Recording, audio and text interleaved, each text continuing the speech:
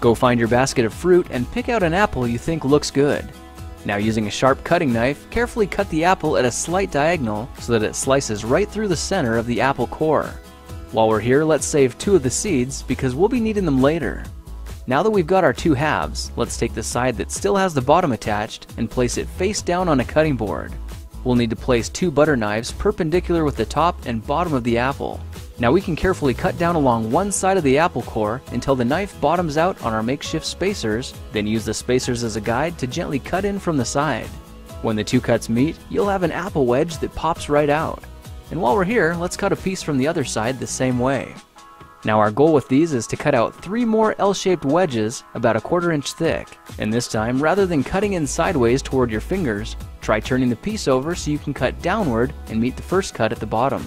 Now with a little wiggle, a new apple wedge should break free. If you repeat the process 2 more times, then stagger the pieces back together, the effect is a beautifully layered wing. Now just cut the other piece the same way and your swan's body should look like this. To make a place for the head, all we need to do is carefully cut into the front of the body and gently lift the pieces out to reveal a clean and fairly deep groove. At this point, we can go ahead and grab the other half of the apple and place it between the butter knives like before, but this time we're just going to use them as spacers to cut an even slice off the bottom.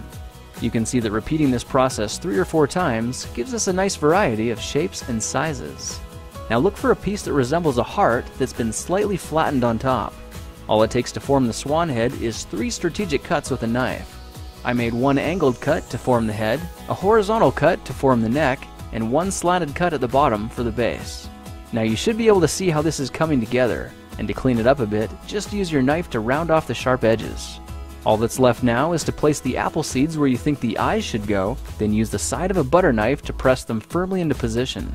When both eyes look good, simply drop the neck into place, and you're done. You've just created a beautiful and decorative apple swan. I spritzed mine with a bit of lemon juice to help prevent it from turning brown, then put it on display to show off for our dinner guests later that night.